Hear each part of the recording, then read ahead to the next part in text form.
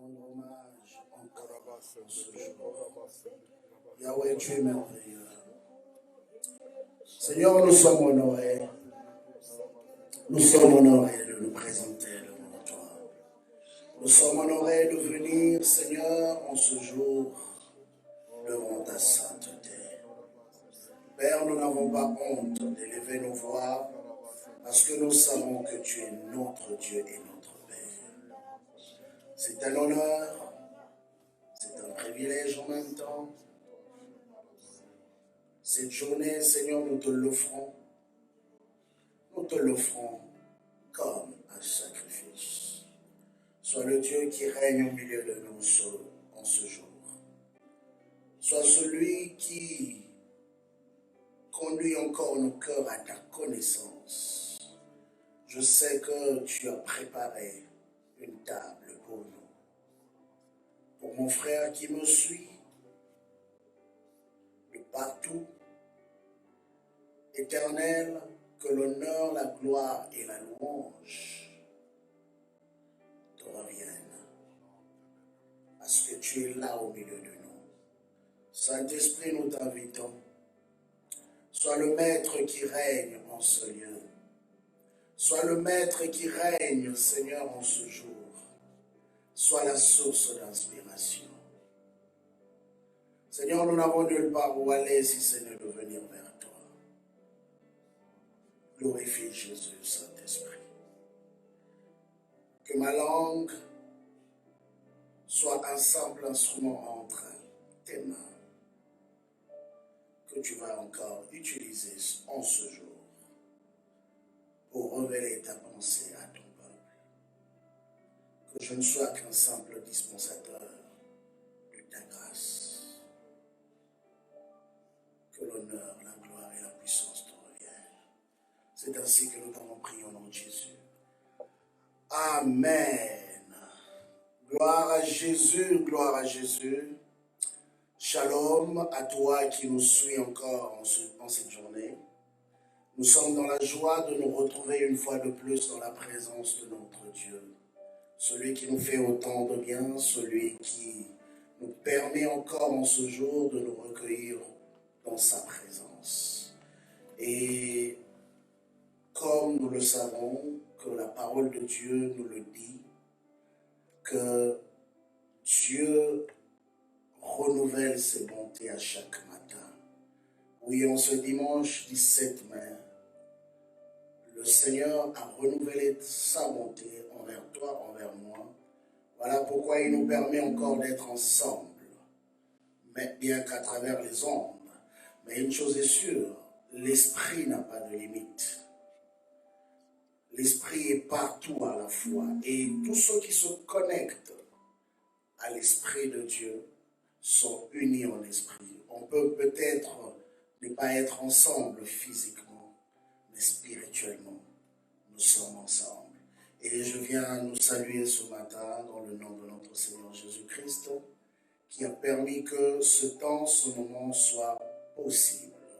Et je sais que Dieu va te bénir, je sais que Dieu va nous bénir, et je sais que Dieu va parler à ton cœur. De là où tu es, toi qui me suis, prépare-toi à recevoir encore une pensée de la part de Dieu. Dieu n'a jamais permis à ce que son peuple vienne dans sa présence sans avoir une nourriture, une pensée à lui communiquer. Dieu est un Dieu qui parle toujours à son peuple. Voilà pourquoi dans le livre de Job, la Bible dit qu'il parle tantôt d'une manière, tantôt d'une autre, mais souvent c'est nous, les hommes, qui devons faire un effort pour prêter attention au langage divin. Dieu peut utiliser n'importe quel moyen, n'importe quelle stratégie, n'importe quel instrument pour nous parler. Ce qui est sûr et certain, Dieu parle toujours. Mais le plus important, c'est ta capacité à toi de saisir son langage, de saisir sa parole. Et ce matin, je sais que Dieu va te parler et je suis ferme là-dessus, je sais qu'il va te parler. Parce qu'en ce temps, Dieu est en train de préparer son peuple, Dieu est en train de se révéler à son peuple pour ceux qui le cherchent sincèrement. La Bible dit l'heure vient, et elle est déjà là, où les vrais adorateurs adoreront le Père, ou Dieu en esprit, en esprit et en vérité. Ce que Dieu recherche, c'est juste cette race d'hommes et de femmes qui sont capables de mettre tout de côté, qui sont capables d'oublier leur réalité, leur train-train quotidien, pour ne regarder qu'à lui et à lui seul. Dieu t'aime, Dieu m'aime, Dieu nous aime.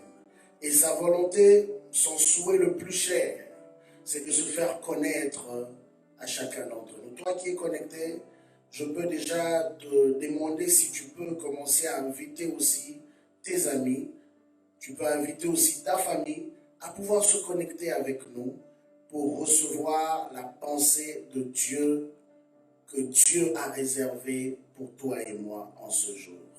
Et ne cherche pas à garder cette bénédiction pour toi-même, mais fais participer aussi d'autres qui pourront recevoir de la grâce que Dieu nous fait en ce jour. Alors de là où tu es, tu vas simplement fermer tes yeux. Je veux prier. Seigneur notre Dieu, merci pour ce matin. Merci parce que tu es là. Merci parce que tu veux parler. Merci parce que tu veux visiter. Tu disposes encore nos cœurs à être réceptifs à ta pensée. Nous nous abandonnons entre tes saintes mains. Fais de nous ce que tu veux, ô Éternel. Fais de nous ce que tu désires, ô Dieu. Fais de nous, Seigneur, ce que tu as prévu. Comme des enfants, nous venons devant notre Créateur pour nous soumettre. Que ton règne vienne. C'est ainsi que nous t'avons prié au nom de Jésus. Nous disons tous Amen.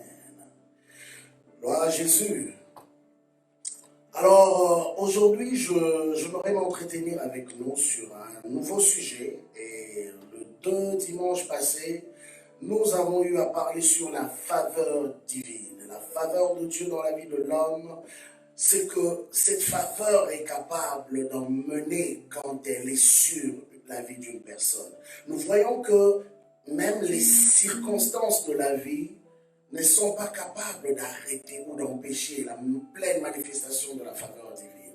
Un homme qui a la faveur est un homme qui peut entrer là où personne ne peut entrer. Un homme qui a la faveur est un homme qui peut accomplir ce que personne ne peut accomplir. Parce que non seulement que lorsqu'il décide de faire quelque chose, il met de sa volonté là-dessus, mais au-dessus de lui, il y a une main invisible qui est la main de Dieu, qui l'accompagne, qui fraye des chemins pour lui, qui ouvre des portes pour lui et qui soumet aussi la volonté des autres hommes en sa faveur. Voilà pourquoi quand un homme a reçu de la part de Dieu cette grâce, cette faveur, il devient un homme qu'on ne peut stopper, il devient un homme que je pourrais appeler un homme dangereux parce que personne ne peut combattre la faveur divine. Personne ne peut combattre un homme que Dieu a choisi, un homme que Dieu a élevé en une période de temps. Oui, nous savons que la façon de fonctionner des humains, l'humain a toujours difficulté ou la difficulté d'accepter ce que l'autre ou la grâce qui est sur la vie d'une autre personne que lui. Mais une chose est vraie, nous savons que quand Dieu fait son choix, il ne dépend pas de la volonté des humains. Dieu fait son choix parce que selon son plan, il avait choisi ou il avait décidé d'utiliser un homme. Et cela ne va pas selon la logique des hommes, mais cela va selon la logique de Dieu. C'est l'une des raisons pourquoi nous avons dit que la faveur divine est illogique selon l'entendement humain. Personne ne peut comprendre cela. Les choix que Dieu fait, des fois tu te dis, mais non, comment Dieu pouvait choisir un tel homme? Mais Dieu décide de le faire. Il décide de le faire, malgré ce que les humains peuvent dire, malgré le jugement des humains, Dieu choisit les hommes selon sa volonté. Alors, ce qui est sûr, il est important pour nous chrétiens de pouvoir comprendre ce mystère de la faveur divine, parce que lorsque nous comprenons la faveur divine, nous n'allons plus combattre les grâces que Dieu est en train de manifester autour de nous. Pourquoi beaucoup de combats au sein de l'Église? J'aimerais quand même ouvrir cette parenthèse. Pourquoi tant de combats au sein des églises? Pourquoi tant de combats parmi les chrétiens? C'est simplement parce que beaucoup de chrétiens n'arrivent pas à comprendre qu'on est différents. Oui, nous sommes tous enfants de Dieu, mais nous ne sommes pas tous pareils. Et tu ne peux pas combattre quelqu'un que Dieu a choisi. Parce que quand tu te lèves pour combattre quelqu'un que Dieu a choisi, c'est comme si tu te levais pour combattre Dieu lui-même. Voilà pourquoi nous remarquerons qu'il y a des gens qui ont été maudits. Comme ça, il y a des gens qui connaissent des malheurs dans leur vie, il y a des gens qui connaissent des problèmes, même des santé, ou simplement dans leur foyer, il y a eu beaucoup de situations catastrophiques, simplement parce qu'un jour, ces hommes ont décidé de se lever contre ce que Dieu avait choisi. Voilà pourquoi la Bible dit que celui qui reçoit l'un de mes frères ou l'un de ce petit me reçoit. Donc comprenez que quelqu'un qui a la grâce de Dieu, quelqu'un qui a la faveur de Dieu, partout où il va, ce n'est pas simplement un humain qui se promène, mais c'est Dieu incarné à travers un humain qui se promène. Et quand il entre dans une maison, la Bible dit que ce que vous lierez sur la terre sera lié dans le ciel. Regardez, Dieu n'a pas commencé par dire ce que le ciel liera, la terre aussi va le faire. Non. Dieu a commencé par dire aux hommes qu'il avait choisis, ce que vous lierez sur la terre, le ciel va faire pareil. Vous vous imaginez que le ciel est soumis même à la décision que prennent ces hommes et ces femmes. Aux choses que ces hommes et ces femmes prononcent de leur bouche. Le ciel aussi exécute cela. Simplement pour montrer que Dieu a établi des principes dans lesquels nous fonctionnons ou dans lequel la terre dans laquelle nous vivons fonctionne. Et aucun homme, qu'il soit d'accord ou pas, ne peut changer cela. Bien aimé, je peux ne pas être d'accord avec un homme, mais si c'est le choix de Dieu, je ne peux rien faire contre cela. Ce n'est pas à moi de décider qui Dieu doit choisir, qui Dieu doit utiliser. C'est Dieu qui le fait selon sa bonne volonté, selon sa souveraineté. Et il est important, je tiens à rappeler à tous les chrétiens qui me suivent, que vous devez apprendre à discerner Dieu à travers les hommes. Il y a un exemple que nous aimons souvent prendre, et nous l'avons plusieurs fois enseigné. Jésus avait 12 apôtres, plus les autres disciples qui le suivaient. Il avait 12 apôtres qu'il avait mis à part pour la mission. Mais regardez, parmi les 12 apôtres, il y a eu 2 hommes à la veille de la mort de Jésus qui ont eu à commettre des choses qu'on pourrait appeler des choses, qui ont eu à le trahir. C'est simple que ça. Qui ont eu à le trahir.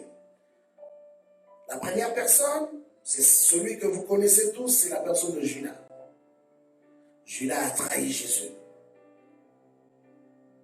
Et quand il s'est rendu compte qu'il avait mal fait, Judas est allé se pendre. Et il est mort. Mais nous voyons encore un autre homme qui a trahi Jésus, mais non pas une fois. Il a trahi Jésus à 3 reprises. Parce qu'en réalité, quelqu'un qui te renie, te trahit. Quelqu'un qui te renie t'expose.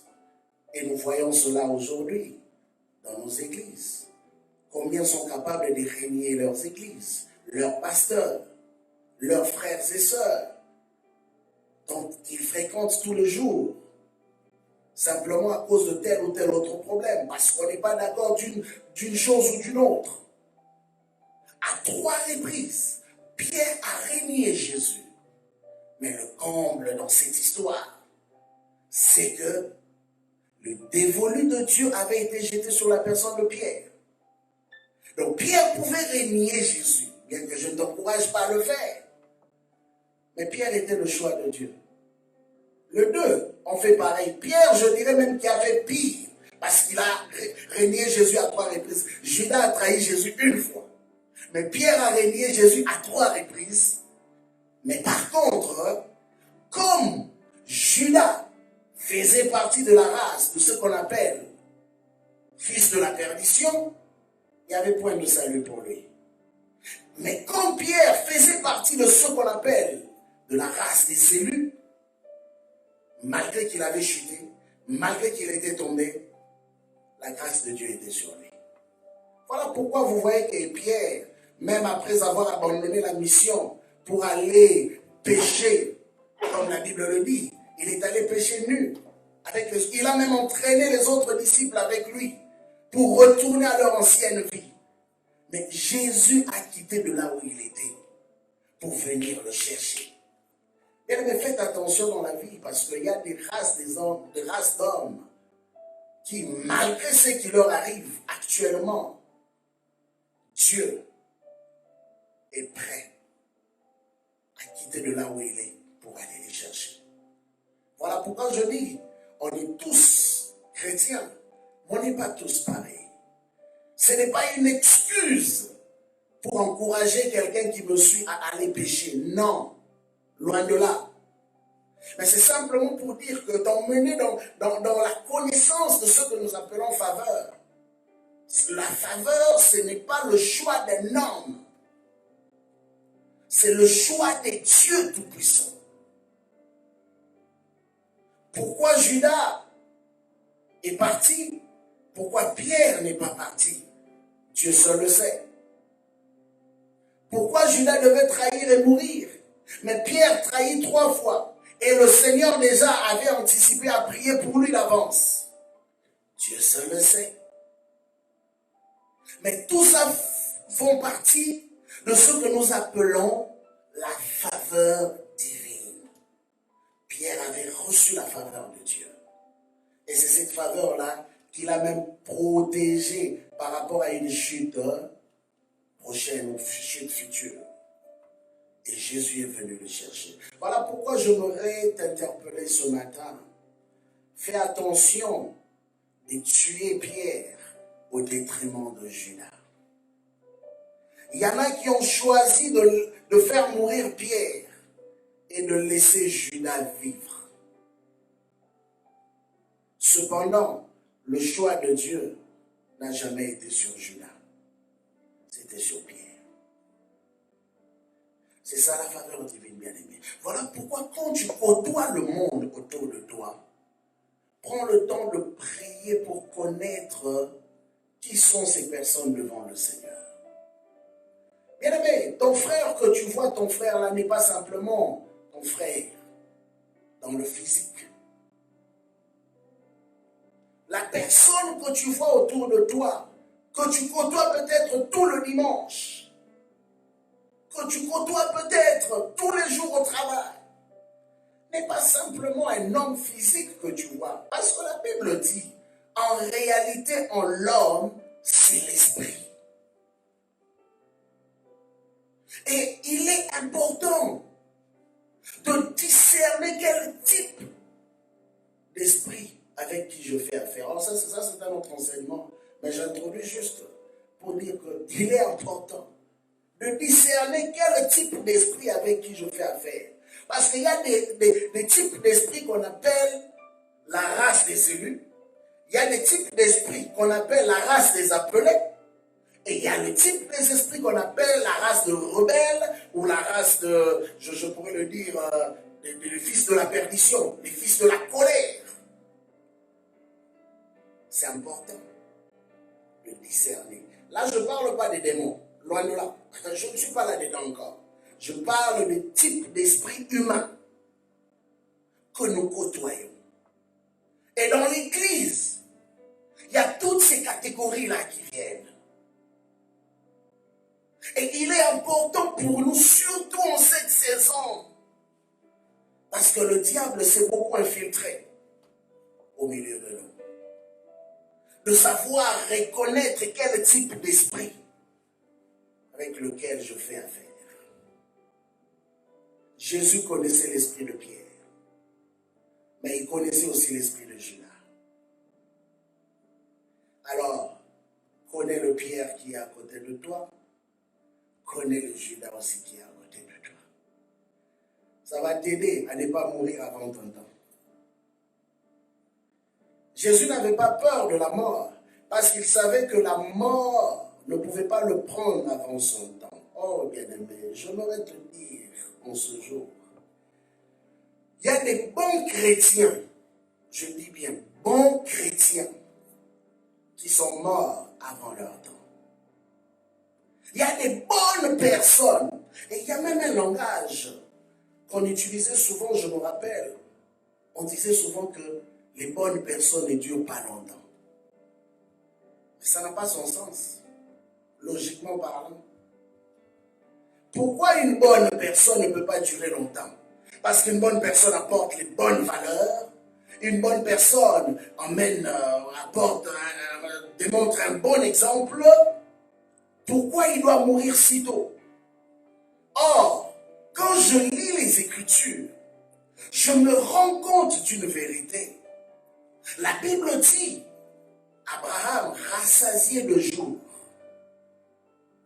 Noé rassasié de jours, tous ces hommes, les patriarches, ils sont morts rassasiés de jours. Mais pourquoi on retrouve aussi, toujours dans les Écritures, quelques-uns sont aussi morts avant leur temps? Pourquoi sont-ils morts avant leur temps? Pourquoi sont-ils partis avant le temps alloué de leur existence sur la terre? Voilà pourquoi je veux insister là-dessus, bien-aimé. Et j'aimerais te dire, ne meurs pas avant ton temps. Ne meurs pas avant ton temps. Et David le savait. Tellement qu'il le savait, c'était tellement fort dans son esprit qu'il a refusé de mourir avant son temps. Il a dit ceci: non, je ne mourrai pas. Moi, David, je vivrai. De là où tu m'entends, de là où tu me suis, j'aimerais que tu répètes ce psaume. Non, moi, Noé, tu cites ton nom. Je ne mourrai pas, je vivrai. Et je raconterai les œuvres de l'Éternel. Oh, David avait une foi en Dieu. Mais pourquoi David est allé à faire cette déclaration? Relisez très bien ce psaume et retournez dans l'histoire de David. Vous comprendrez que cette déclaration-là n'est pas une déclaration qu'il a simplement sortie de sa bouche comme cela. David a sorti cette déclaration parce que la mort était à sa porte. David commença à sentir la mort. Le combat était là. Le danger était là. La peur de la mort commençait à envahir son être. Or, peut-être que c'est ton cas. Quand tu dors, tu vois des cauchemars. Peut-être que c'est ton cas. Tu commences à sentir que il n'y a plus d'espoir. Je veux t'expliquer ça ce matin. Mais David, pour contredire le messager de la mort, il s'est levé. Il a déclaré.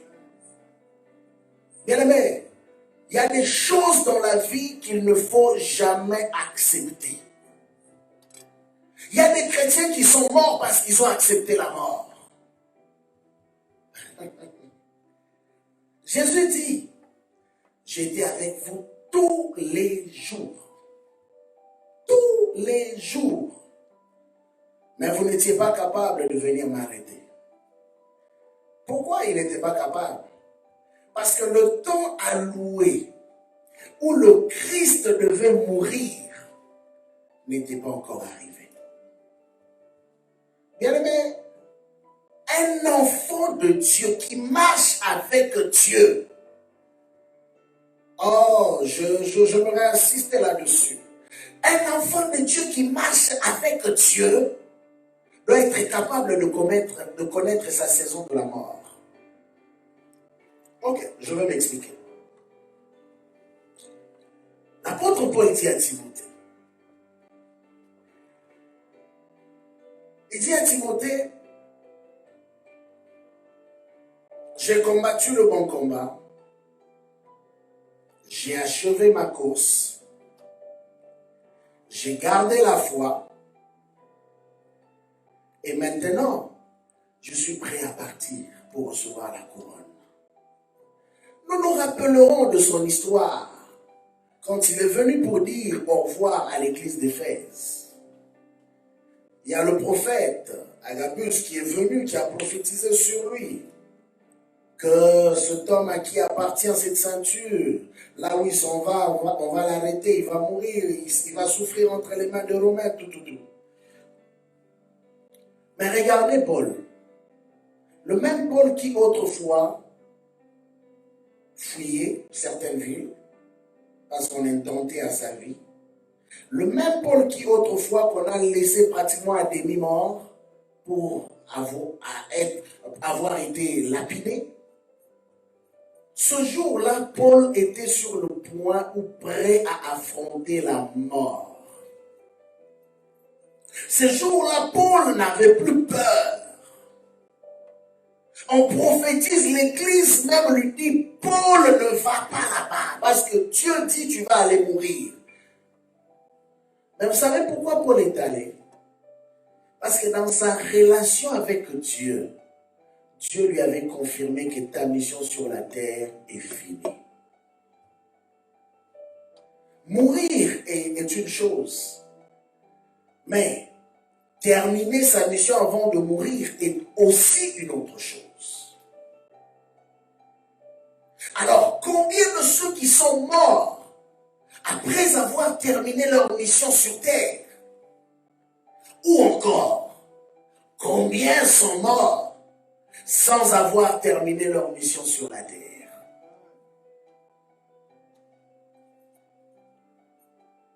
Je me rappelle d'un témoignage d'un homme de Dieu que j'ai lu il y a très longtemps. Il raconte l'histoire d'un événement, pratiquement 2 événements qu'il a vécu par expérience. Dieu l'a emmené dans 2 visions. La première vision est arrivée comment? Ils s'étaient retrouvés dans un deuil.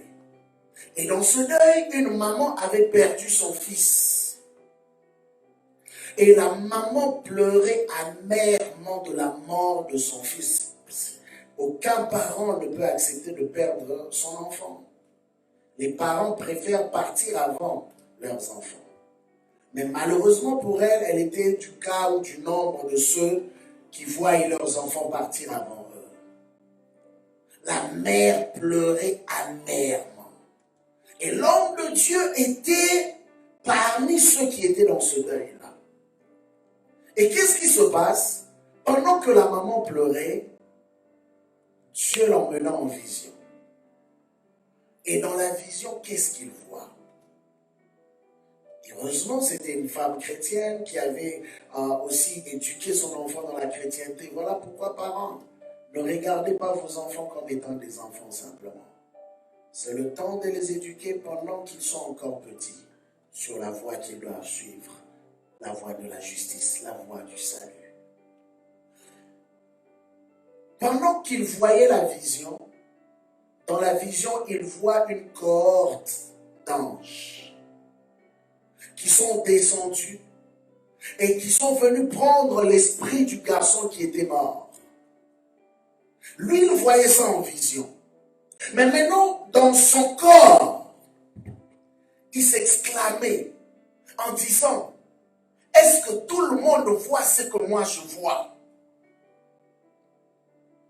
Lui voyait un événement glorieux, pendant que d'autres voyaient la mort. C'est pourquoi l'homme de Paul dit, il est avantageux. L'homme de Paul dit, la mort m'est un gain. Lui, il voyait la gloire de Dieu descendre en ce lieu de tristesse.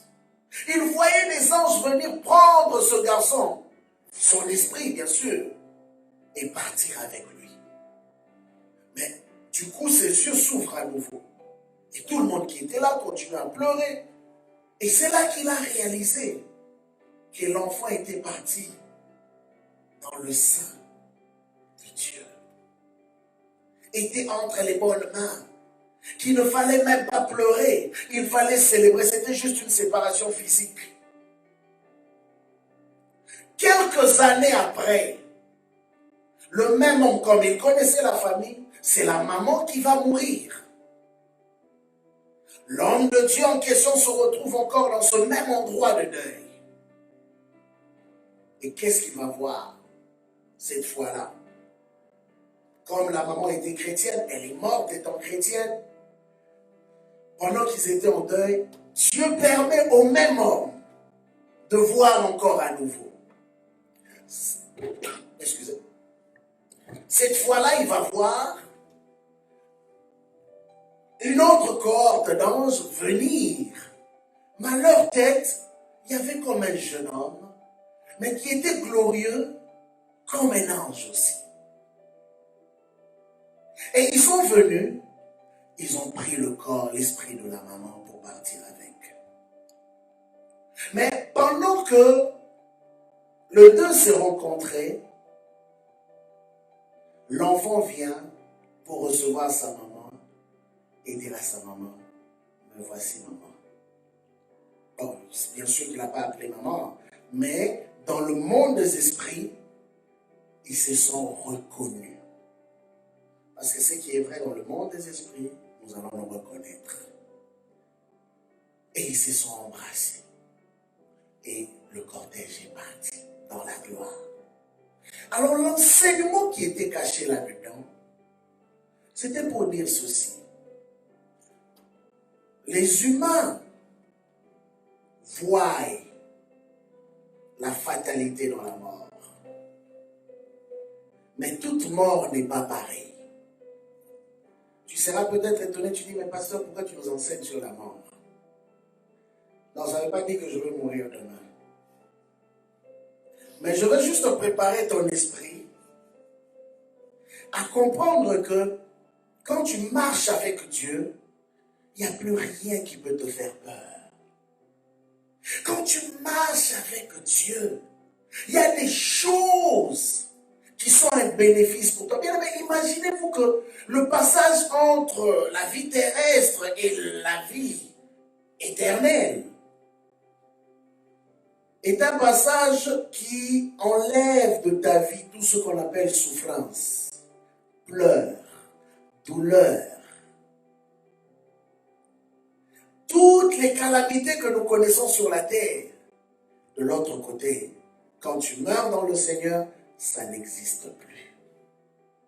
Alors, pourquoi avons-nous aussi peur quand on nous annonce cela? Il y a deux choses. J'aimerais répondre à cela.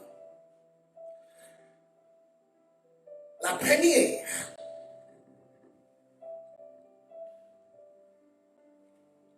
nous avons peur parce que beaucoup ne sont pas sûrs dans quel côté ils iront se retrouver. Voilà pourquoi beaucoup ont peur. Ça, c'est la première des choses. La deuxième des choses, c'est que, étant né dans cette enveloppe charnelle, l'homme devient souvent attaché à la chair et commence à avoir de la difficulté à accepter de mourir pour aller vivre éternellement avec Dieu. Pourquoi? Parce que le domaine de l'esprit tel qu'il est présenté, tellement que c'est un domaine très vaste et varié, et c'est un domaine aussi inconnu de l'homme, bien que oui, nous recevons des visions, nous recevons des visitations, mais en réalité, ce que nous connaissons du monde des esprits n'est que les miettes de ce que le monde des esprits représente réellement. Et maintenant, à cause de cette enveloppe charnelle, corrompue, vouée au péché, l'homme se retrouve en train d'avoir peur d'une réalité qu'il ne maîtrise pas. Voilà pourquoi la première réaction qui arrive à l'homme qui veut mourir, c'est de dire non, non, non, je ne suis pas encore prêt de partir. Tout ça pourquoi? Parce qu'on est encore attaché à la chair. Mais j'aimerais ajouter quand même une troisième catégorie. La troisième catégorie, c'est là que je peux appeler des hommes pleinement spirituels. Les hommes pleinement spirituels, ce sont des hommes qui ont oublié même leur nature charnelle. Des hommes pleinement spirituels, j'aime ajouter cette partie pleinement spirituelle. C'est parce que ils ont atteint tellement une communion avec Dieu que la mort ne leur dit plus rien. C'est les hommes comme Pierre, comme Paul. C'est les hommes comme Jean. C'est les hommes comme Jean-Baptiste. C'est les hommes comme Abraham. Des hommes comme Moïse. Même quand Dieu lui dit tu vas mourir, il n'a pas dit à Dieu, Seigneur, accorde-moi encore de plus longues années. Il a dit simplement qu'il en soit fait selon ta volonté.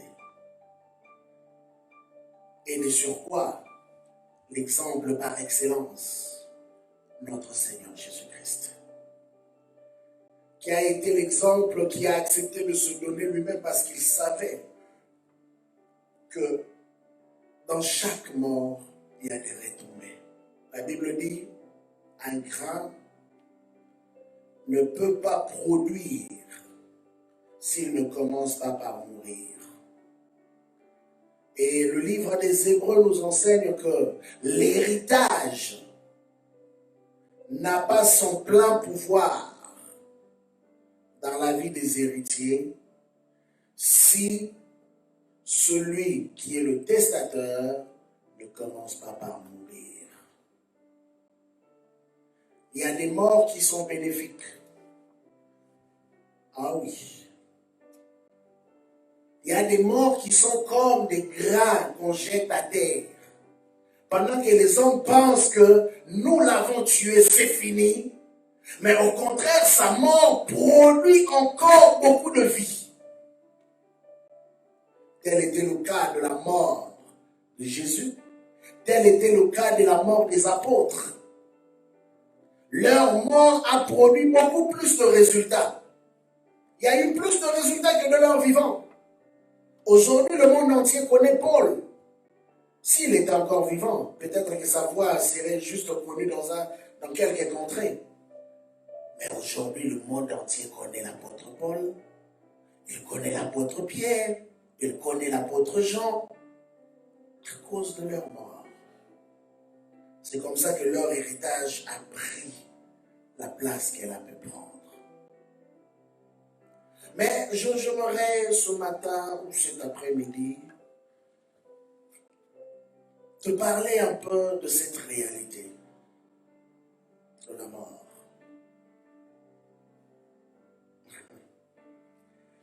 Bien-aimé, dans le jardin d'Éden, la première phrase négative, je dis bien, pour la première fois que Dieu sorte une parole négative à l'homme, c'était par rapport à l'arbre de la connaissance du bien et du mal. C'est pour la première fois. Dieu crée l'homme, Dieu le bénit. Oh, Dieu était content de sa création. Dieu a déclaré les plus belles paroles, soyez féconds, multipliez-vous, remplissez la terre, dominez, assujettissez-la. Mais la première phrase négative qui sort de la bouche de Dieu, c'était concernant l'arbre de la connaissance du bien et du mal. Mais dans cette négation, Dieu ajoute que la conséquence de cela, c'est la mort. C'est la mort. Celui qui désobéit et va manger, il connaîtra la mort. Il dit, vous pouvez manger de tout. De tout. Vous imaginez que même l'arbre de la vie était juste de l'arbre voisin, de l'arbre de la connaissance du bien et du mal. Et Dieu n'a jamais interdit à l'homme de manger du fruit de cet arbre. Mais je me pose la question, humainement parlant, humainement parlant, là je n'entre pas dans les cadres spirituels, humainement parlant, on te dit qu'il y a l'arbre de la vie, qui est capable de te donner la vie éternelle. Donc tu peux vivre comme tu veux, sans connaître la mort.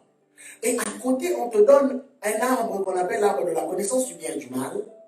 Et Dieu te dit clairement, c'est le seul arbre que vous ne pouvez pas manger. Dans l'arbre de la vie, ils avaient le droit de manger le fruit de l'arbre de la vie. Ils avaient le droit. Mais l'autre, on vous dit, ne mangez pas. Parce que si vous mangez, qu'est-ce qui va s'en suivre? La mort. Mais regardez l'homme. L'homme va préférer écouter une voix contraire à la voix de Dieu. C'est là que tu vas comprendre la source de la mort. L'homme va préférer écouter une voix contraire à la voix de Dieu. Donc finalement, cela veut dire que l'homme fait plus confiance à ceux qui lui parlent en négatif qu'à ceux qui lui parlent en positif. La preuve, je vais te donner un exemple aussi simple. Regardez combien nous faisons confiance aux informations, aux news. Mais n'avez-vous jamais remarqué que les news sont remplies pratiquement de 90% de négativité?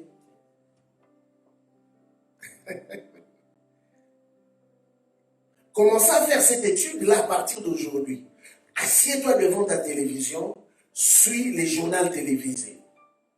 Tu remarqueras peut-être 10 à 5% des choses positives et 90 à 95% des nouvelles négatives. On a tué, la maladie se propage, il y a des morts, il y a tremblement de terre, ceci, guerre par là. C'est ça les nouvelles. C'est ça qu'on appelle les nouvelles. Bien aimé, Dieu ne t'a pas appelé à vivre selon les nouvelles. Dieu t'a appelé à vivre selon la bonne nouvelle.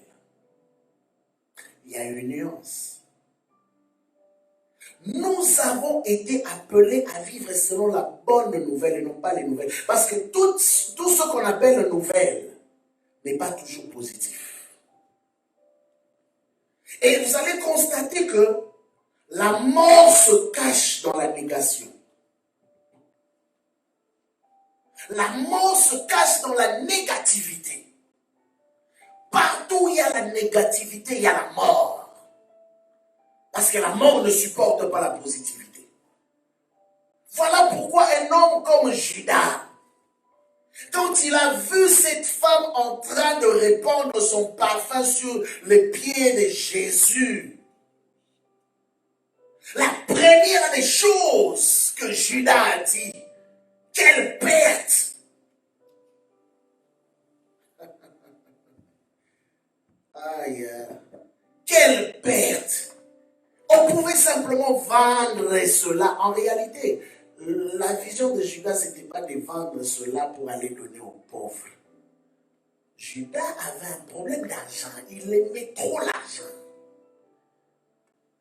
Parce que si pour ton maître, celui qui te fait du bien, si pour ton pasteur, celui qui t'apporte l'évangile, si pour ton église, celle qui te bénit, tu n'es pas capable d'accepter qu'on leur fasse du bien. Quand on leur fait du bien, tu te plains. C'est le type de chrétien aujourd'hui.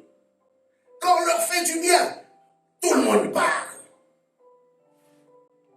Tout le monde commence à sortir des philosophies, je ne sais quoi aujourd'hui. Comme on a les réseaux sociaux, tout le monde s'improvise enseignant de la parole de Dieu. Et qu'est-ce qu'ils enseignent? Ils enseignent tout ce qui les énerve. Ça t'énerve parce que tu as un mauvais cœur. Si on fait du bien à un frère, pourquoi tu dois t'énerver?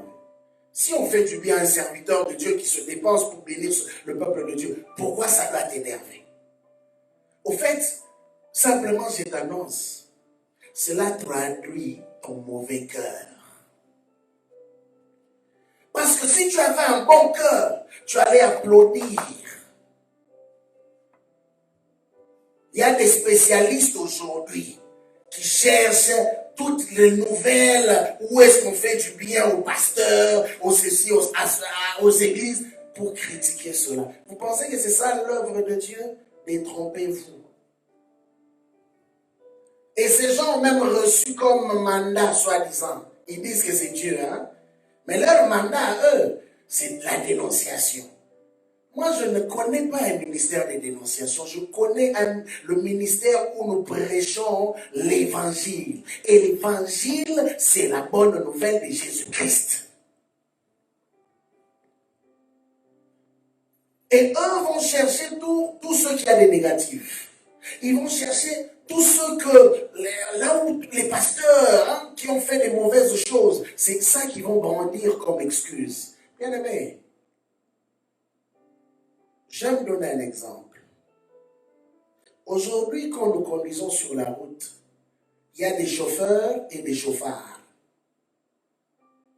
Il y a de ceux qui conduisent en suivant les règles qui ont été établies, qui ont leur permis. Mais il y en a aussi qui ne suivent pas les règles, mais qui ont aussi leur permis. Et qui causent de fois beaucoup d'accidents et des morts.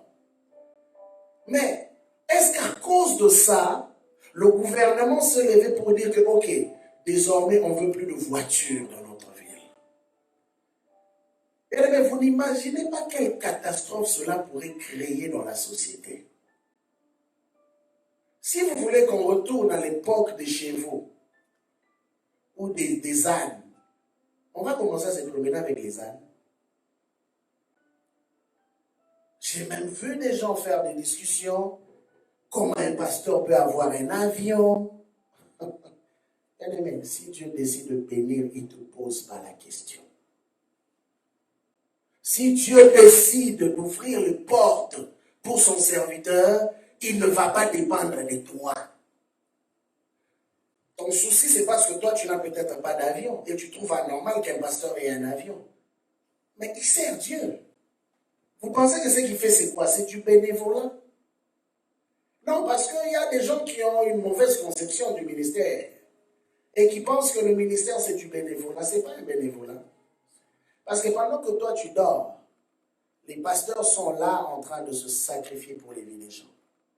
Pendant que toi, tu dors, des fois, ils sacrifient leur propre famille pour les autres. Alors, si tu n'arrives pas à comprendre cette dimension, alors c'est qu'en réalité, tu n'as jamais compris la dimension d'être chrétien. Parce que la personne qui a établi cela, ce n'est pas un homme, c'est Dieu. Je ne sais pas pourquoi je sens le besoin de te le dire. Mais toi qui me suis, écoute-moi bien. Ce n'est pas Dieu ce n'est pas un homme ou une église qui a décidé d'élever les 5 ministères. Même ce qui est grave de voir qu'il y en a qui refutent même cela pour dire que tous sont des frères. Il n'y a pas des pasteurs, des apôtres, des prophètes. Non, bien aimé, détrompe-toi. C'est écrit noir sur blanc dans la Bible. Si tu ne l'as jamais lu, viens me poser la question, je vais te donner le passage avec des preuves. Comme ça, tu vas comprendre que ce n'est pas une invention d'homme.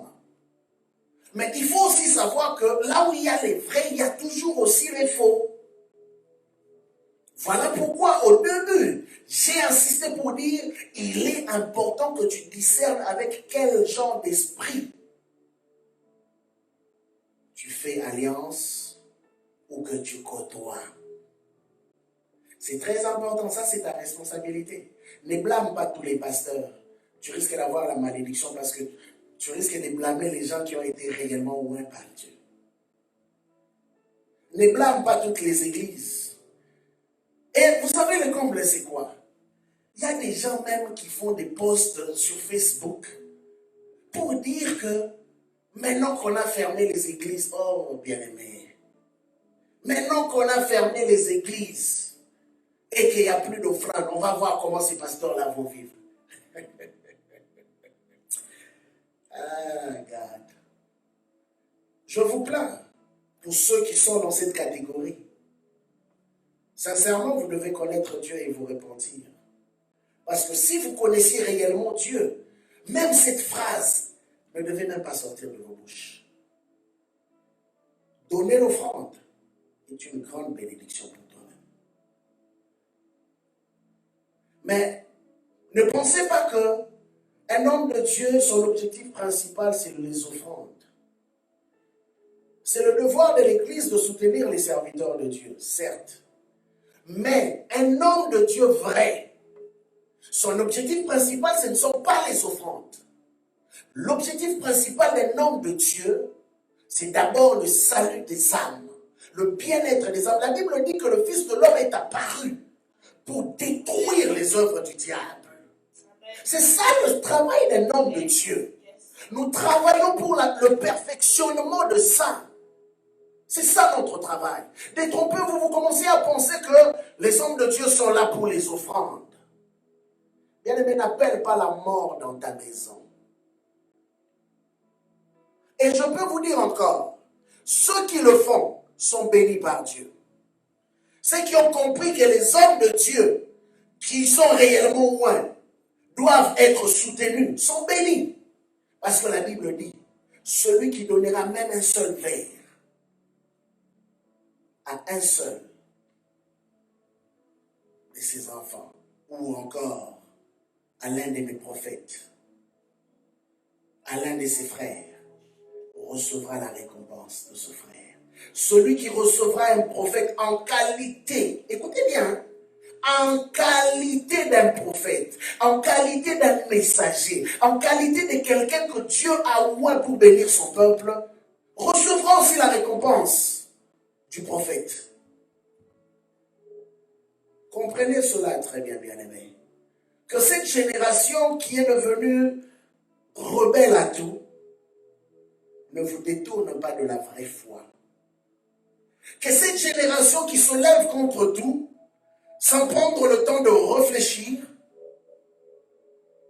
ne vous éloigne pas de la ligne tracée par Dieu. Bien-aimés, dans la vie, il y a des bons pères, il y a des mauvais pères. Dans la vie, il y a des bonnes mères et il y a des mauvaises mères. Mais pas pour autant que nous allons dire qu'on n'a plus besoin des pères, on n'a plus besoin des mères. Tu ne peux pas changer ce qui a été établi, même si tu n'es pas d'accord. Je préfère encore que tu dises, bon, ok, je préfère quitter l'église, redevenir païen. Il n'y a pas de problème. On va maintenant commencer à te fréquenter comme étant un ex-chrétien, mais qui est devenu païen. Mais ne viens pas nous tromper que tu es chrétien, mais tu te lèves contre le système établi par Dieu. Détrompe-toi, tu es loin de la réalité. Je dis, et je veux le répéter, la mort se cache dans la négativité. Ne pense pas que toutes les prédications que tu viens ressortir, ou soi-disant les enseignements, en critiquant tout le monde, en tirant à boulet rouge sur tout le monde, que c'est ça la révélation. Non, la révélation, c'est pas ça. La révélation, c'est être capable de ressortir la pensée divine qui est dans les Écritures. Voilà pourquoi à un moment donné, des hommes comme les apôtres, qui ont reçu la sagesse de Dieu, et je crois que si tu étais du temps des apôtres, tu n'allais jamais accepter l'apôtre Pierre jusque même à sa mort. Ça, je le crois. Tu pouvais même les tuer. Pourquoi? Parce que ta vision diffère de la vision de Dieu. Ma vision diffère de la vision de Dieu. Il peut m'arriver de voir quelqu'un, je ne suis pas d'accord avec la personne. Mais ça ne veut pas nécessairement dire que Dieu n'est pas d'accord avec lui. Vous serez étonné de retrouver que le dernier jour, ceux qui iront au ciel, ce n'est pas ceux qu'on pensait être politiquement corrects. Et l'exemple clair est dans la Bible. Si c'était toi et moi, l'homme de David allait être déclassé même des annales des choses de Dieu. Mais Dieu l'a gardé et Dieu n'a pas cessé de dire, et fier même de le dire, l'homme selon mon cœur, mon serviteur David. Je releverai le trône de David plusieurs fois. Jésus même va plus loin dans le livre de l'Apocalypse, qui est le dernier livre. Il parle à Jean dans le chapitre 3, l'église de Philadelphie. Il dit ceci, moi Jésus, j'ai la clé de David. Ah, ce David-là qui a tué, c'est David-là qui a pris la femme d'autrui, c'est David-là qui a fait des choses compliquées. Tu trouveras toutes les excuses possibles. Comme je dis, je ne te donne pas un passeport. Je suis contre le péché parce que je sais que le péché entraîne à la mort. La désobéissance à Dieu entraîne à la mort. Mais j'aimerais aussi t'emmener à comprendre que le jugement de Dieu est différent du jugement des hommes. Dieu dit à Adam et à Ève, si vous mangez, vous allez mourir. Bien-aimé, tu ne peux pas dire que j'ai la foi, tu pries Dieu, et tout ce qui sort de ta bouche est négatif. Vous savez, beaucoup de chrétiens ont annulé leur prière par la négation. C'est pourquoi je parle de la mort. Ah oui, tu vas comprendre c'est quoi la mort. Peut-être que tu t'attendais que je te dise, ah, la mort est ceci, la mort est... Non, non, je vais te dire ça autrement. Beaucoup de chrétiens ont tué leur couple par la négation. Beaucoup de chrétiens ont tué leurs enfants, leurs églises, leurs familles par la négation. Parce que tout ce qui sort est négatif. La foi ne marche pas avec la négativité. Tu ne peux pas prier, Seigneur agis. Mais quand tu sors, hé Seigneur, est-ce que vraiment tu vas agir? Il y a un problème. On te dit coronavirus. Dès que tu entends coronavirus, tu commences à trembler. Tu vois la mort partout. Il y a un problème. Il y a un problème. La Bible dit, ô mort, où est ton aiguillon? Ô mort. Tu as tué beaucoup d'hommes à cause de ta négativité. Et tu ne réalises pas, tu te poses la question, mais qu'est-ce que j'ai fait? Finalement, tout ce que je touche ne marche pas. La négativité. Aujourd'hui, je voudrais simplement insister là-dessus. La négativité a tué beaucoup d'hommes. Surtout en ce temps où toutes les informations dans les médias, c'est la négativité. Beaucoup d'enfants de Dieu aussi sont tombés là-dedans. Beaucoup d'enfants de Dieu ont changé leur langage. En tout cas, pour ceux qui me connaissent, si tu me connais, moi, j'ai une philosophie. Si de ta bouche, il n'y a que le négatif qui sort, en tout cas, je préfère que tu sois loin de moi. Parce que je ne veux pas que tu me contamines. Il y a déjà beaucoup de maladies qui sont très contagieuses. Hein? Je ne veux pas encore que la négativité puisse devenir une autre maladie qui va affecter ma destinée. Dieu n'est pas négatif. Mais la négation est venue quand? Quand Dieu a établi des principes avec des limites. Et il a dit alors ne dépasse pas ses limites. À chaque fois que nous voulons dépasser les limites des choses établies par Dieu, si Dieu te dit crois, bien aimé, crois sans te poser la question. Si tu commences, ah Seigneur, je crois, mais en tout cas, je commence à voir la barbe blanche. Seigneur, automatiquement, tu irrites le cœur de Dieu. Bien aimé, rappelez-vous que Moïse a failli être tué. Il y a aussi un enseignement là-dessus. Mais Dieu s'est irrité contre Moïse le jour de son appel. Parce que Moïse était négatif. Pourquoi Moïse était devenu négatif? Parce que, de par l'Égypte, où il a grandi, au-delà de la formation qu'il avait reçue, au-delà de l'éducation qu'il avait reçue, tout ce qu'il entendait autour de lui était négatif. D'où est-ce qu'il a entendu ces négatifs? De par la maison de Pharaon. Je vais vous expliquer. Dans la maison de Pharaon, tout ce qui se disait sur le peuple hébreu était négatif.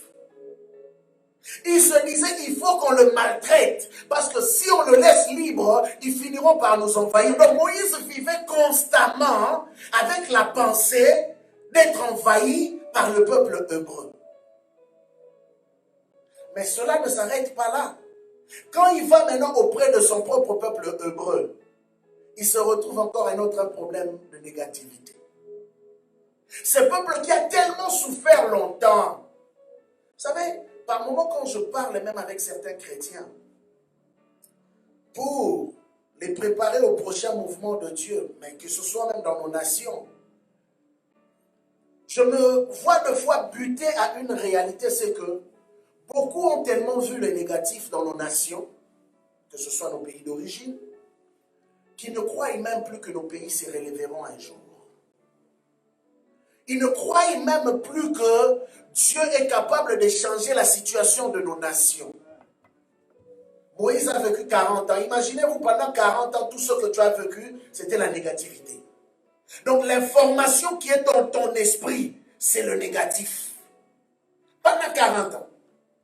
Mais vous savez, Dieu aussi, hein, il est merveilleux.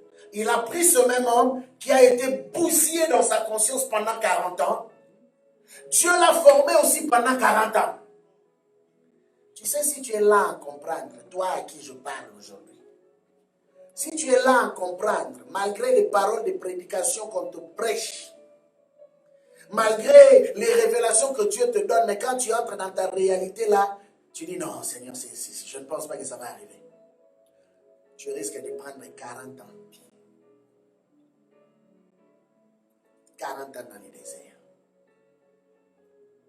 En train de tourner jusqu'à ce que tu vas comprendre. Et Moïse se retrouve dans une formation dans un désert. L'homme au palais royal, l'homme au mets succulent, se retrouve dans un désert de 40 ans. Et il est devenu qui berger. Lui qui sentait les parfums a commencé à sentir les odeurs d'animaux. Pendant 40 ans, bien-aimé, cet homme a souffert. C'est pourquoi quand Dieu est venu le visiter, tellement qu'il ne croyait même plus qu'il ne pouvait encore entrer dans la maison royale un jour, il a rejeté l'appel de Dieu. Il a dit à Dieu, non Seigneur, toi tu connais Pharaon. Mais Dieu te dit que c'est moi le créateur. Dieu te dit que c'est moi qui t'envoie. Mais Moïse arrive au point de dire, non Seigneur, tu ne connais pas Pharaon. Il est tellement fort. Tu connais l'armée qui est en Égypte. Tu connais les sorciers de ma famille. Tu connais les problèmes de ma famille. Tous ceux qui ont essayé sont morts. Ah oui, c'est peut-être le langage que tu tiens. J'ai peut-être essayé, ça n'a pas marché, alors je n'essaye plus. Dieu est plus fort et plus puissant que n'importe quel esprit qui puisse exister. Moïse a commencé à débattre avec Dieu. Au point qu'à un moment donné, il va dire quelque chose à Dieu qui va susciter la colère de Dieu. Dieu lui dit, vas-y, c'est toi qui seras mon représentant, mon prophète. Moïse dit à Dieu, Seigneur, est-ce que tu as oublié que moi là, à qui tu parles, j'ai une difficulté de langage? Donc Moïse cherchait toujours des points négatifs. La mort. Il cherchait toujours des points négatifs. Seigneur, je ne sais pas parler. Dieu lui regarde et dit, mais Moïse, as-tu oublié que c'est moi qui ai créé la langue? Des fois quand tu pleures, excusez-moi, le micro fait le problème. Des fois quand tu pleures, tu oublies que Dieu est le créateur de toutes choses. Des fois quand tu te lamentes, tu oublies. Mais ce n'est pas parce que tu veux te marier que tu dois te compromettre. Non, non, non, non, non, non, non. On te dit que si tu ne fais pas ça, on ne va plus te marier. Bien-aimé, quand Dieu décidera de te marier, il enverra même les princes saoudiens chrétiens. Hein? Hein? Les princes saoudiens chrétiens qui s'est converti en Jésus, qui a reçu une visitation de Jésus lui-même. Il viendra faire un tour pour visiter le Canada, il tombe sur toi. Ah, dis seulement Amen là où tu es. Ah oui, Dieu est capable. Bien-aimé, Dieu n'a pas de limite. C'est nous qui limitons Dieu. C'est nous qui attirons la mort dans nos maisons par notre négativité. Tu regardes ce mari-là, tu te dis, non, lui, là, vraiment, un païen des païens. Oublie ça. Qui te dit ça? Penses-tu que Dieu est incapable de convertir le cœur de ton mari? Penses-tu que Dieu est incapable de convertir le cœur de ta femme? Penses-tu que Dieu est incapable de convertir le cœur de tes enfants, de tes parents, de tes frères et sœurs? La Bible dit, le cieux de cieux ne peuvent le contenir. Il est tellement grand que rien, absolument rien ne peut le dépasser. Ce qui est grand pour toi est petit pour Dieu. Mais comprends une chose, que lorsque tu laisses la place à la négativité, tu ouvres la porte à la mort. Et quand nous parlons de la mort, la première des choses que la mort emmène dans la vie d'un homme, c'est la destruction. Bien-aimé, quand Dieu a dit ici que si vous mangez, vous mourrez, Adam et Ève ne sont pas morts physiquement. Mais Adam et Ève ont vu que tout ce qu'ils possédaient, qui leur appartenait, commençait à se détruire devant leurs propres yeux. D'abord, le 1, ils ont été chassés dans le jardin qui avait été conçu spécialement pour eux. Ils ont perdu ce privilège. Mais quand la mort entre, la mort te fait perdre des privilèges. La mort commence à détruire tout ce qui t'appartient, un par un. La deuxième chose, ils ont vu leur propre famille être détruite. Parce que l'un de leurs fils était devenu un criminel, un tueur. Tout ça, c'était la mort. Là, nous ne parlons pas encore de la mort physique. Je parle d'abord de la mort dans le domaine de l'esprit. Parce qu'avant que le physique ne se manifeste, la mort commence par atteindre d'abord tout ce qui est esprit. Tout ce qui est spirituel. Il y a des gens qui voient que tout ce que je cherche à entrevoir, à entreprendre, meurt, ne fonctionne pas. Ne t'en fais pas. C'est parce que quelque part, il y a la mort.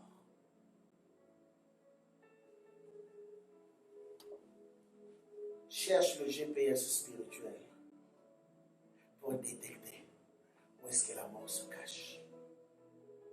Si à chaque fois que tu touches quelque chose, la chose meurt, la chose ne fonctionne plus, la chose se détruit, c'est que la mort n'est pas loin.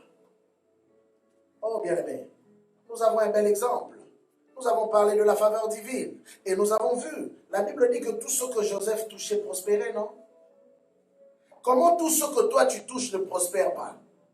Comment tout ce que toi tu touches meurt? Comment tout ce que toi tu touches se détruit? C'est que la mort est cachée quelque part. Dans le livre de Genèse, oh, j'aimerais te dire une chose avant de pouvoir clôturer. Ça, ce n'est qu'une introduction aujourd'hui.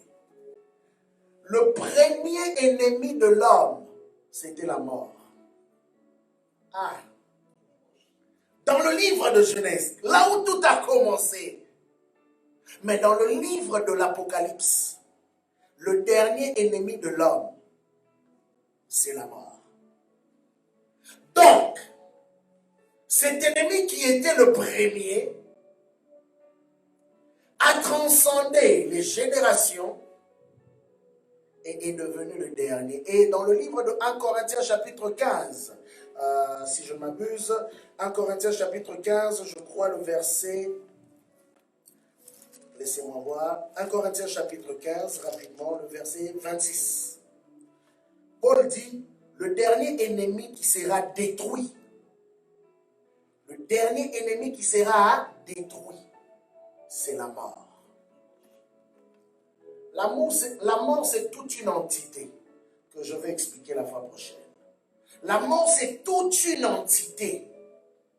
Et en lui, il gouverne sur ce qu'on appelle le séjour de mort. J'expliquerai ça la fois prochaine. La mort, c'est toute une entité qui gouverne sur le séjour de la mort. Mais, je reviens pour dire, la mort a commencé depuis la chute et est restée partie faisante de la vie de l'homme pour couvrir toute l'histoire de l'homme. Voilà pourquoi, s'il y a un mot que l'homme ne supporte pas entendre, c'est la mort. Parce que la vraie réalité, c'est quoi? L'une des raisons pourquoi nous n'aimons pas la mort, l'une des raisons pourquoi nous ne voulons pas mourir, l'une des raisons pourquoi quand on entend parler de la mort, on a peur. Parce que depuis la chute d'Adam, la mort est devenue le plus grand ennemi de l'homme.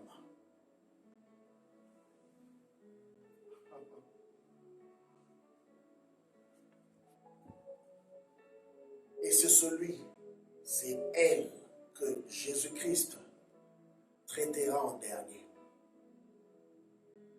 après avoir liquidé tous les autres.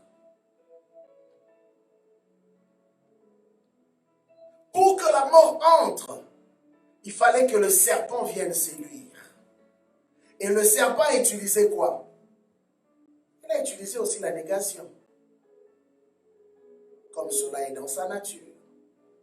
Voilà pourquoi, bien aimé, dans tout cercle où il y a la négativité, que ce soit dans le cadre religieux, spirituel, que ce soit dans le cadre politique, que ce soit dans le cadre familial, que ce soit dans le cadre social, il n'y a pas de vie. Ou que ce soit dans le cadre éducatif, il n'y a pas de vie. Voilà pourquoi il est important pour toi de savoir que tu ne dois pas laisser la place à la mort. Et comment ne pas laisser la place à la mort? Ce n'est pas laisser la place à la négativité. Parce que là où il y a la mort, il y a la destruction. Beaucoup d'enfants de Dieu aujourd'hui sont sincères. Ils veulent réellement voir Dieu. Ils veulent être touchés par Dieu.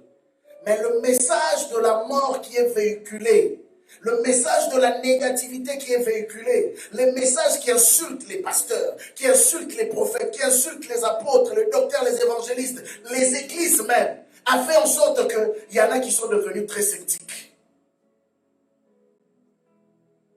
Mais le diable joue derrière cela aussi. pour éloigner plusieurs de leur propre destinée. Bien aimé, il n'y a pas que du faux, il y a du vrai. Il y a du vrai. Il y a de ceux qui craignent Dieu. Il y en a. Ne vous en faites pas. Qu'on ne vous trompe pas. Et ne pense pas aussi toi, par orgueil personnel, que quand toi tu dis que je ne veux plus aller aux églises parce que les pasteurs, les ceci, le cela, ont fait ceci, cela, ne pense pas que toi tu sois plus juste que ces pasteurs-là que tu critiques. Ne pense pas être plus pur que ces hommes-là que tu pointes du doigt. Parce que si aujourd'hui on t'ouvrait le cœur, on exposait ta pensée, je crois que les hommes allaient fuir. Souvent c'est ce que nous oublions. Et ça m'étonne que nous chrétiens, nous commençons à utiliser des plateformes comme Facebook, des réseaux sociaux qui sont païens. Au lieu de prêcher la bonne nouvelle, nous les utilisons pour pointer du doigt les hommes de Dieu et nos églises. Quelle honte à nous. Quelle honte, enfants de Dieu. Et après, vous dites quoi? Que vous faites quoi? L'évangélisation. Vous n'avez jamais fait l'évangélisation parce que vous ne connaissez pas le prix d'une âme. Si vous connaissiez le prix d'une âme, je pense que la première des choses, avant d'aller sur Facebook, vous allez prendre le temps de fléchir les genoux et de prier pour que Dieu vous parle. Et après que Dieu vous ait parlé, je crois que la deuxième étape, vous auriez cherché un moyen d'entrer en contact avec ces gens-là. Mais je ne crois pas que aujourd'hui, le moyen utilisé, ce sont des réseaux sociaux qui sont gérés par un monde qui n'est pas chrétien pour pointer du doigt des frères et des sœurs. Ce qui est étonnant, c'est de voir que le pasteur que tu critiques, que tu disais ton père spirituel ou ta mère spirituelle ou tes frères et tes sœurs chrétiens, tu ne peux même pas le faire pour ton père, ta mère et tes frères. Parce qu'aujourd'hui, si on exposait ton père biologique ou ta mère biologique ou tes frères sur Facebook, je crois que tu allais monter au créneau. Mais tu dis que ma famille spirituelle, tu as même l'audace de dire ma famille spirituelle. Et c'est ta famille que tu viens bombarder, tuer à la place publique. Honte à nous. Honte à nous. Ne pense pas que Dieu t'applaudit. C'est simplement ton aigreur, ta haine, ta colère que tu vas exposer et tu penses que je prophétise, Dieu m'a dit. Et vous avez même le courage de dire Dieu m'a dit.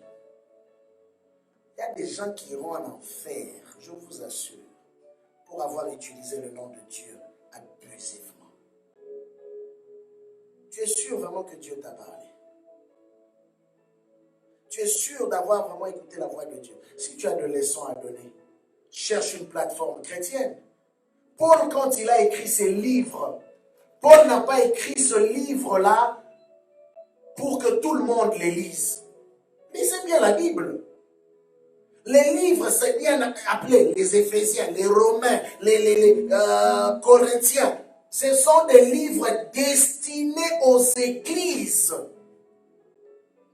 Même quand Jésus s'est révélé à Jean, dans le livre de l'Apocalypse par rapport aux 7 églises, qu'est-ce que Jésus lui a dit? L'ange qui parlait à Jean lui a dit quoi? Écrit à l'ange de l'église telle.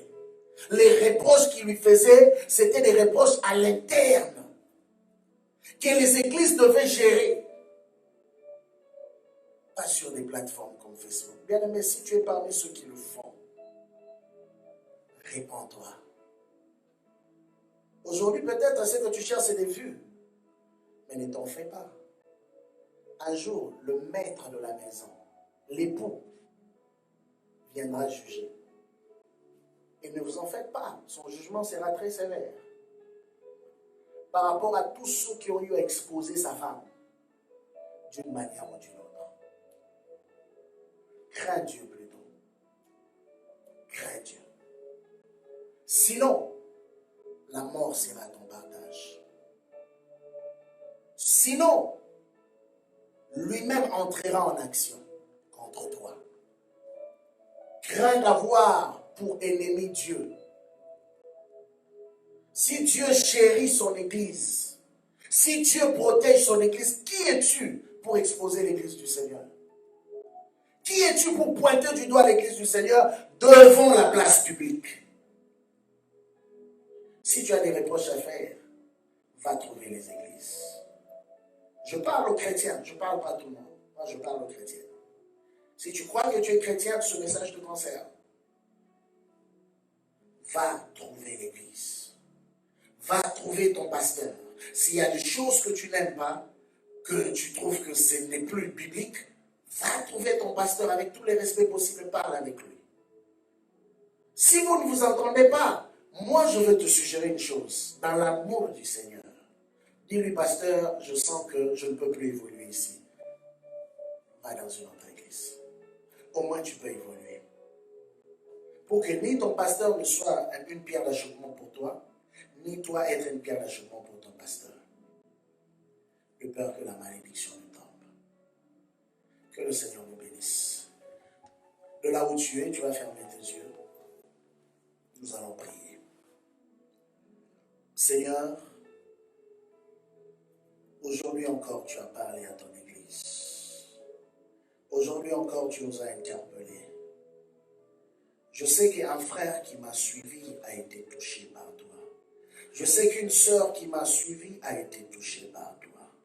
Saint-Esprit, que cette parole ne reste pas une parole en l'air, mais qu'elle travaille dans le cœur des hommes et des femmes qui étaient connectés et même ceux qui l'écouteront après.